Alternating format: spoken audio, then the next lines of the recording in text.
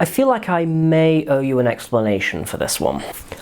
Where to begin with this one? Hi, my name's John. This is John Drinks, and under normal circumstances I just drink stuff. But today we're going to be talking about something a little bit different. So I took my cat to the pub about a week or so ago, and I'm going to tell you why and how. There's a few of you watching that will be like, oh, that's a really cute idea, that's really good. And there's a lot more of you watching, it's like, this guy, what? He needs a shag. And you're not wrong. But it wasn't just a spontaneous thing. Although, I can't lie, I have thought about taking the cat to the pub before now. There is a pub just up the road from me that is dog friendly, and I thought I would maybe test the limits of their patience with that one. Kind of dog-like. I mean, he has 4 legs. He's been known to fetch. I say fetch, steal food. It's not gotten quite so good at the giving it back bit on that yet. Context. We love context. So, there is a pub in Edinburgh. There's a few pubs in Edinburgh, to be fair. But this particular one was doing something interesting. On the 14th of February, which you may know as Valentine's Day, or sickening couples affection day, as I know it, there was a pub called the Dreadnought out in Leith. Now, they have been known for doing all sorts of wacky stuff in the past. I think it was during one of the lockdowns, somebody scrawled "gays only" spelled really badly on the doors of the wall of the pub or something like that, and the proprietor, who is like, he's just like a big old, old school fuck you type, and he's also like, a major ally. He was just like, do you know what? Yeah, all right, that's a cool name. And he changed the name of the pub to Gays Only, spelt wrong as it had been, as just like the biggest middle finger to this guy who thought he was like, I don't know, making some kind of a point about like, oh, they're really gay friendly, oh, not in my, it's like, all right, you're a prick. We're just going to change the name for like a week just to like up yours, basically. Love the move. And there's also, I don't know how much involvement they had with this, because like I said, I've never been to this place before. This is my first time visiting. There is a bridge just outside the door, and they painted it rainbow colours, and I think it's known as the Pride Bridge, and it's now technically listed as a cultural landmark, and it's also earmarked for demolition. So work that one out in your heads. But basically, these guys are nuts, and they've got a really loyal following of beer lovers and queer beer lovers, and as it turns out, cat owners as well. So for the 14th of February, as like an anti-Valentine's Day thing, the Dreadnoughts posted up that they would be doing Cats Only, spelt in the same way as the Gays Only thing. That's why I brought it up before. That wasn't just a bit of colour to pad out the runtime. So they basically said, hey, we're barring dogs for one night, and you can bring along a cat. Now, this was the day before I was due to travel down to York, but there was no way in hell I was going to miss this opportunity, so off I went.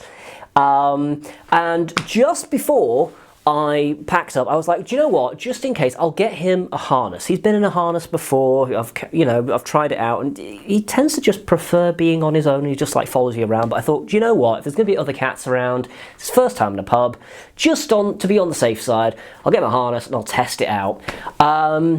And then, well, I kind of filmed my thoughts at the time, so roll VT, Errol. So it's Valentine's Day. Good God, I've got a lot of chins.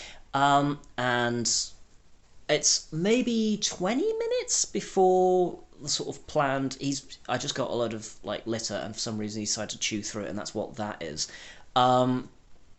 It's like 20 minutes before we're like due to go to the Dreadnought, or like I plan to go, and I'm not convinced this is a good idea anymore, because he's wearing a harness right now. You kind of can't see. Hang on, let me get it. How do people film on phones? There we are. Yes, there it is. The green thing. Yeah. Also, I know my room's a tip. Just ignore everything. Ignore it. Hang on. Is that a nice flattering angle there? Yeah, that's what you want to see, isn't it? No, this, ugh. And it didn't go put the harness on, and we're like, okay, cool, we'll like practice going outside with him, and that went badly. That did not go well at all. For some reason, he just freaked out. He's worn harnesses in the past, and he was fine. You know, he didn't take to them too well. He was just kind of like, I'm not mega into this, but for some reason, he just like, he mega noped. So I don't know. We're gonna try this, but I'm getting vibes that this is gonna be a car crash. I'm concerned he's gonna shit himself at some point. That's a worry. I'm concerned he's going to bite someone. That's a worry. Concerned he might eat a child. It's a lot of them after the pandemic, so I mean, but yeah, I'm going to see when the next bus is. Also, like, the pub is like 50 minutes away from me, so that's not great. That's a lot of litter. This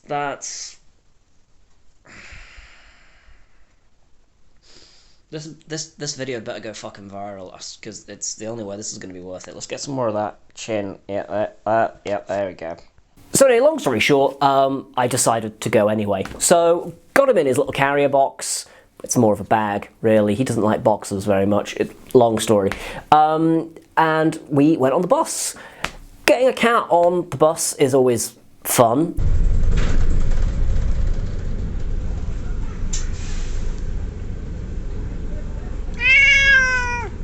Now, there's another reason why I've never been to the Dreadnought before, and it's because it's fucking ages away from me. It is literally on the opposite side of the city from me. Without falling into the sea, it couldn't really be further away from where I live. So this was actually a bit of a trek. I ended up, like, it was about a 50-minute journey time in the end, like with bus delays and diversions. Oh, here's another thing as well. They're currently digging up Leith because, you know, trams, right? That mode of transport that used to be really popular in the Victorian and Edwardian periods. Yeah, you know how most cities got rid of them, including Edinburgh? Well, Edinburgh were like, oh, these were really cute, let's bring them back. After they got rid of all the infrastructure, like 50 years prior. So they've been digging up Edinburgh for the past, like, decade, and it's been a fucking shambles. And the tram just goes places that you can just get a bus to. I'm really, as like a resident of Edinburgh now for 6 years? Shit, that flew. I don't understand them. I don't get the appeal. I don't get why it's worth all the disruption. I don't think it's worth all the disruption. If it interconnected two bits of Edinburgh that aren't served by, like, one route, I'd get that. Like, if there was a tram going from Dalry to Stockbridge, I could see that, because you cannot get a direct bus there. I know this because I've got friends living in Stockbridge and I live in the Dalry-Gorgie area, and it's multiple buses just to get, like, across the city. It's not a particularly... Anyway, doesn't matter. That's not about cats. That's just a rant. So keep it about the cats. So, we arrived. And I was not the only person to bring a cat. Yeah.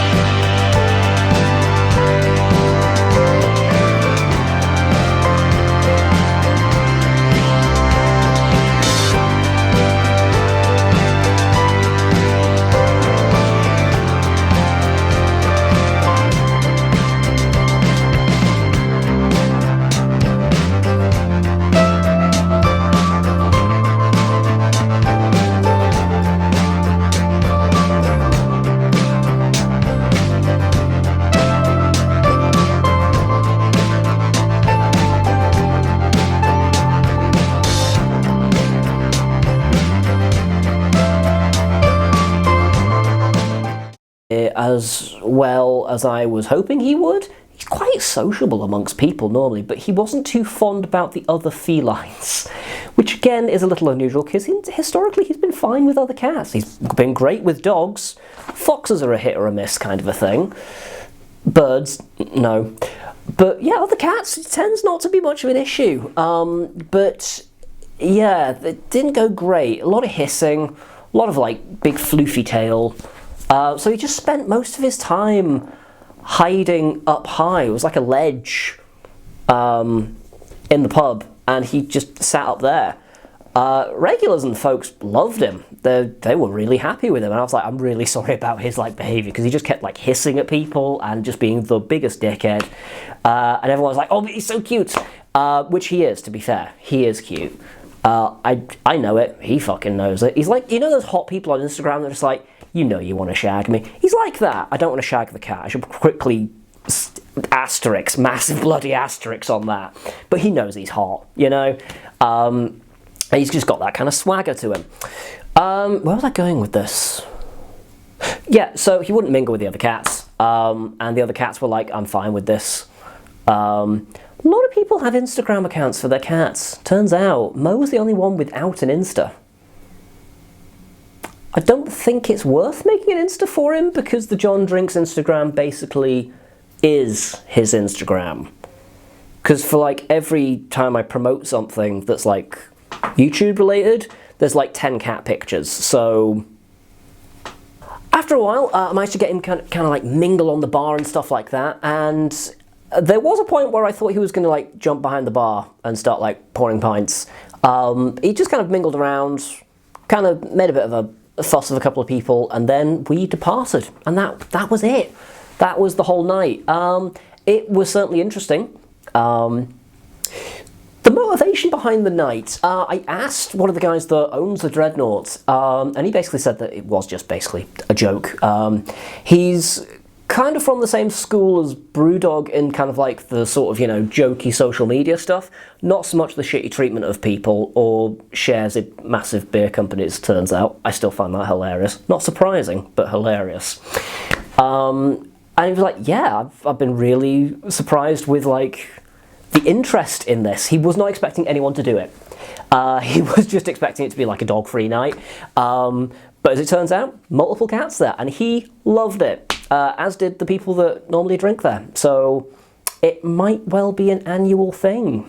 He was saying, I think he has now confirmed that it will be happening again, which is really exciting. Will I take Mo again? I don't know. It is far away. I kind of wanted to do it just to do it, and now I've done it. I should talk about the Dreadnought, actually. Dreadnought's lovely.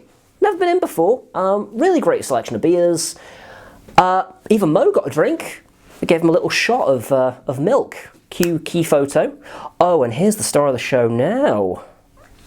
Oh, come here. Oh, I thought I was going to have to put you in afterwards as like an addition. So, hello you. This is Mo. He's a grey something or other.